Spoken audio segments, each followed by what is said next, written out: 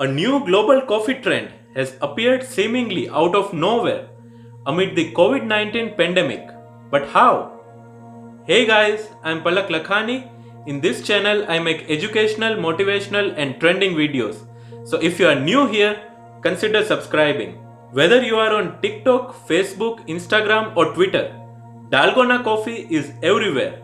And there is a reason for that. The new center of everyone's attention is a frothy, creamy coffee drink, and it is the latest trend to spawn from South Korea. Is this a response to social distancing and self-isolation due to the COVID-19 pandemic? Countries such as the United States, Germany, Hong Kong, Japan, Vietnam, and Malaysia have started to take the hold of the trend. For example, #Dalgona Coffee has 21.6 million views on TikTok so far. It appears that as news begin to spread to every corner of the globe, just like the virus, more and more people are adding Dalgona Coffee to the lists of things to do while staying at home. Dalgona Coffee became what it is today due to the need to find solutions to norms that are now affected by coronavirus, such as the closing of dining establishments and the call to practice social distancing. There is nothing much difficult about the beverage. 3 main ingredients are all you need to make Dalgona coffee: instant coffee, sugar, and water.